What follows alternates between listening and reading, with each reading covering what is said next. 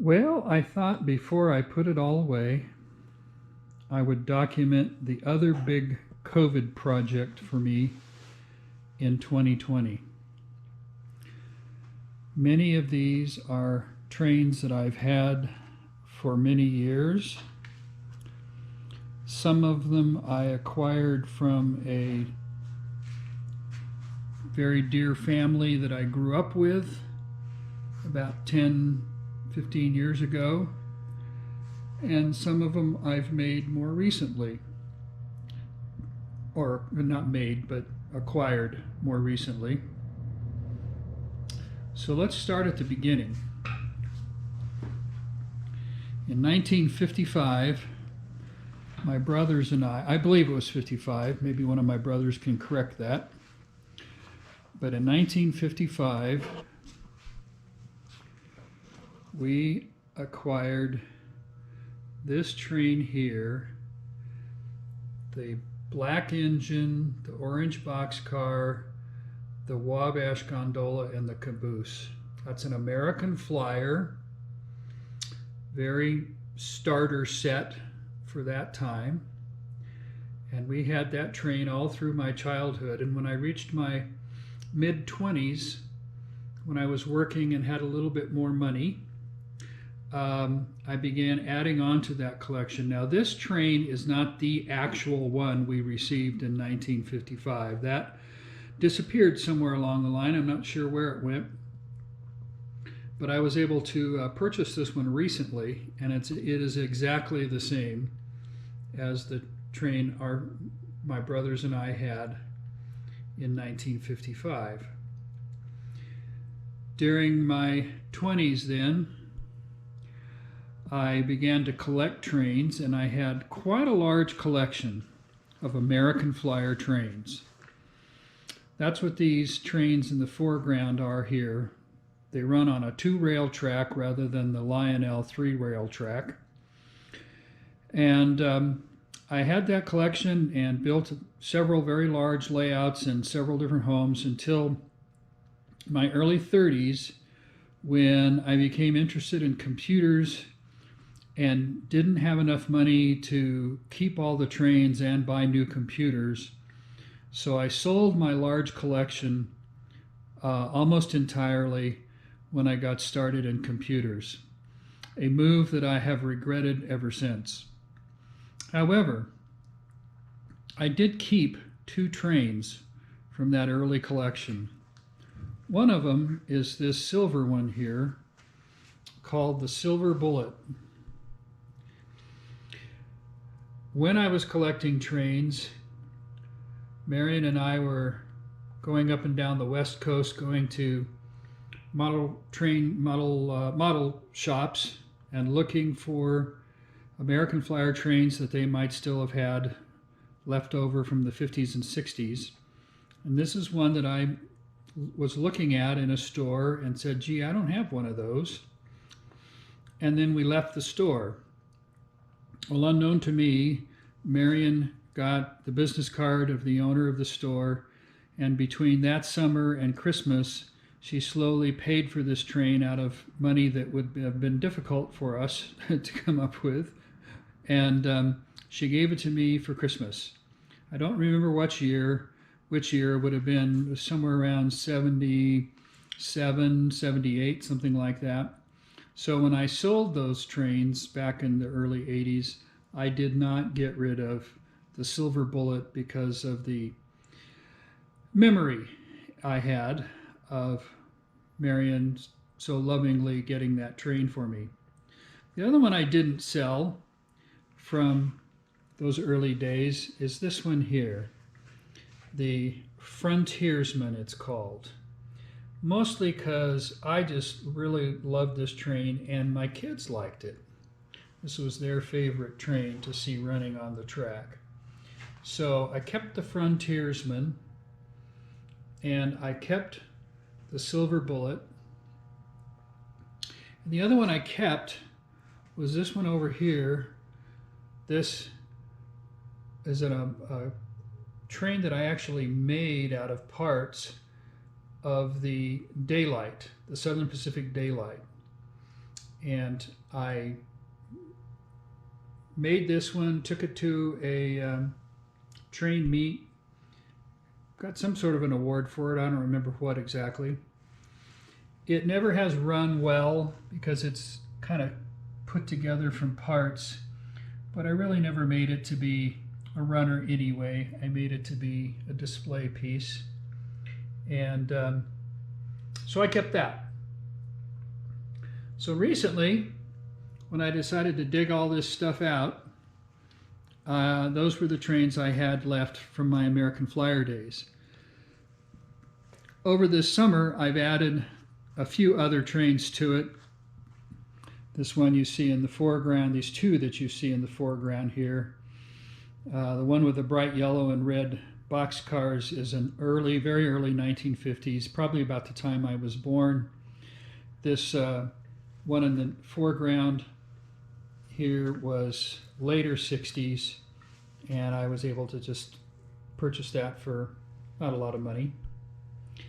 And then the other part of this story is when I was growing up in the 50s and 60s, I had some very precious friends named the Thompsons. And Ernie Thompson, the father, had these Lionel trains in his garage, and at Christmas season and a few other times a year, he would take them out and run them, and I just loved them. Well, when the last of the parents passed away in 2009, they were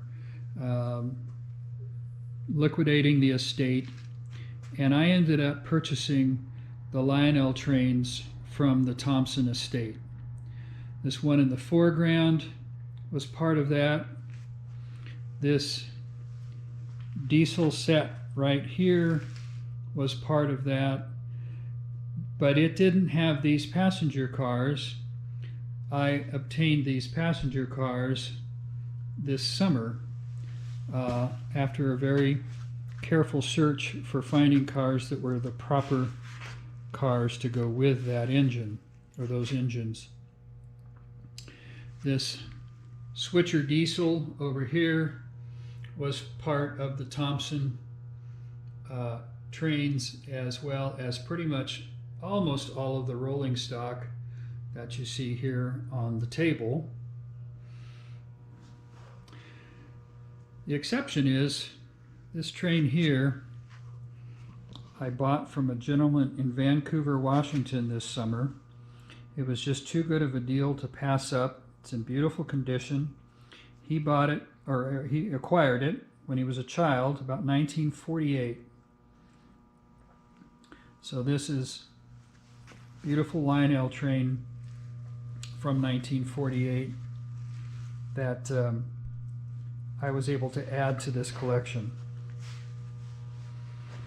So I've spent most of the summer kind of gradually expanding these tracks and the layout, and one of the more recent additions was this trestle system here, so that I could bring the American Flyer track up and over the Lionel track, so that I could get the Lionel track such that I could move from the inner loops to the outer loops, which only a train geek is going to appreciate. But in any case, let's get some of these running.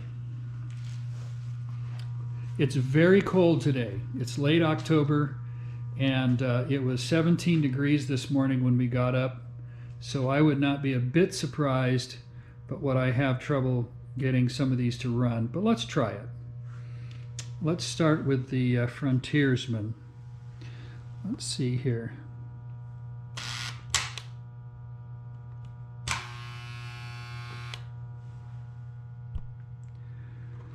All right.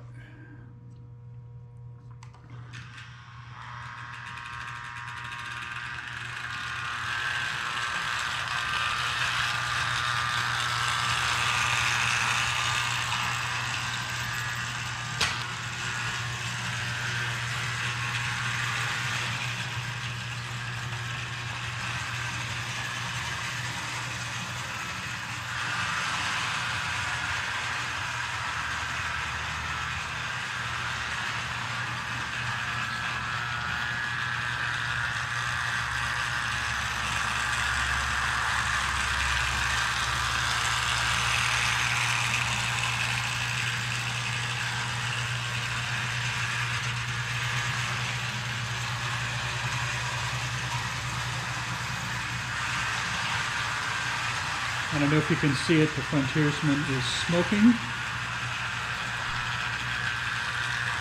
Let's see if we can get a good shot of that as it goes by here.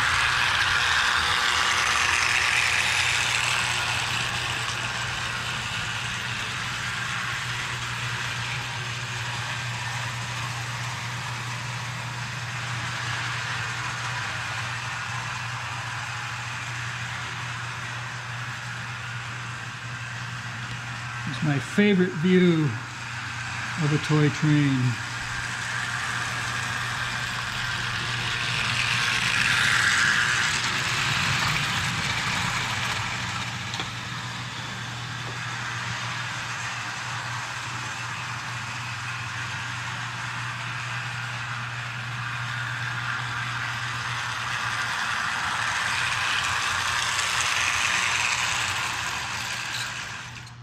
All right, let's put that one away.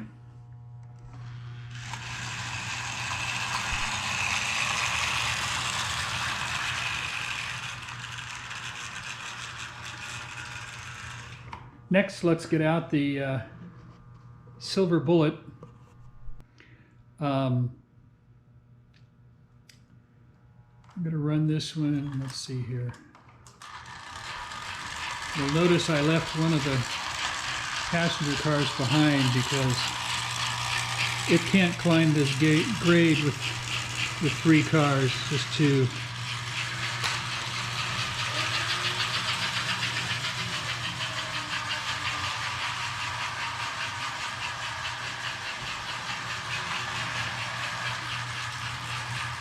Absolutely every train on this table I had to work on to get it to run.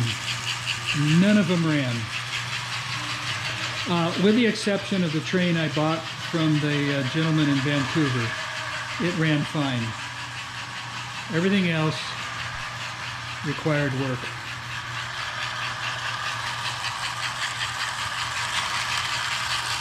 Okay. So let's just leave that there for a minute. And let's get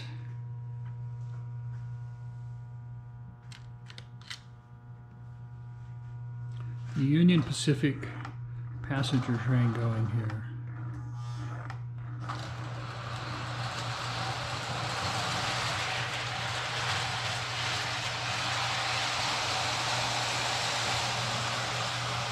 Again, it's very cold. It's above freezing, but not by much in the garage right now. So it's kind of amazing they're running at all.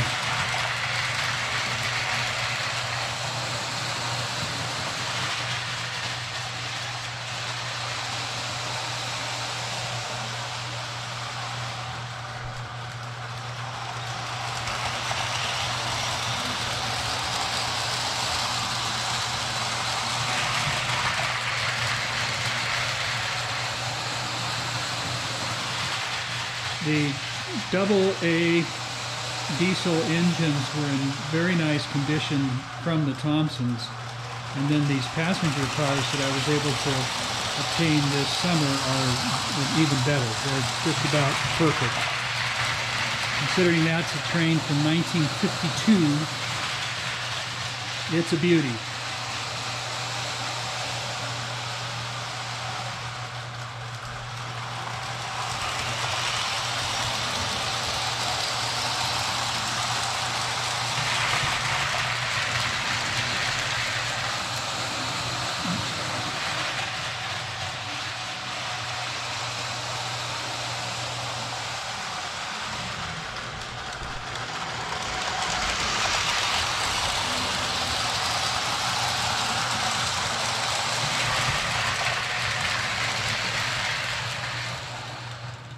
Okay, let's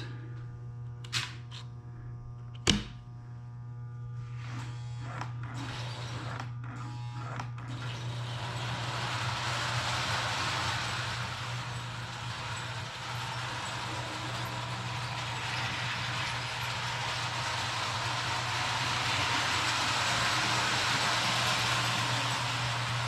can tell everything is very cold and stiff.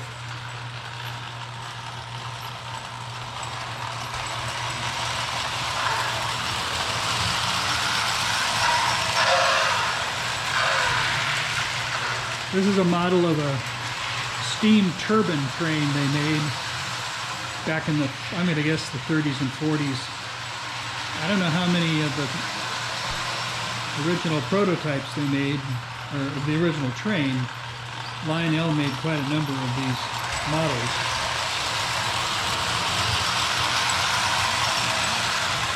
And it has a whistle that works. Although I think I had to work on that, now that I think of it.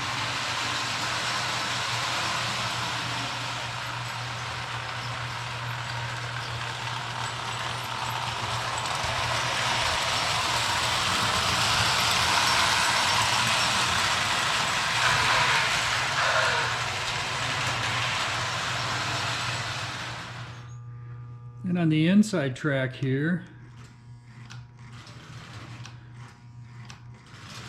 this beautiful conventional steam engine that had belonged to Ernie Thompson. These are freight cars that I got from the estate.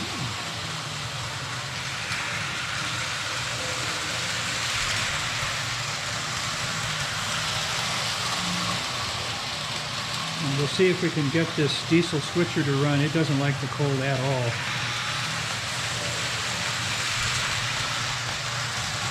Oh good, it's running.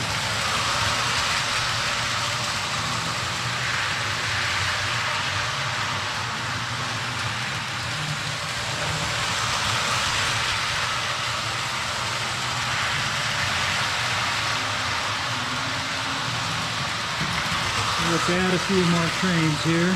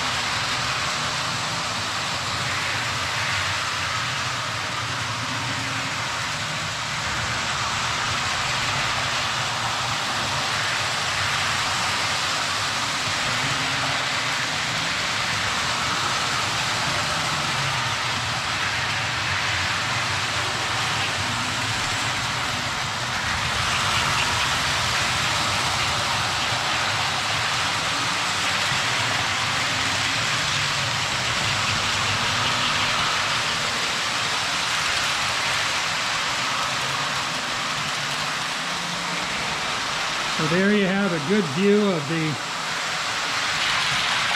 Harrison Railroad Empire COVID project, summer 2020.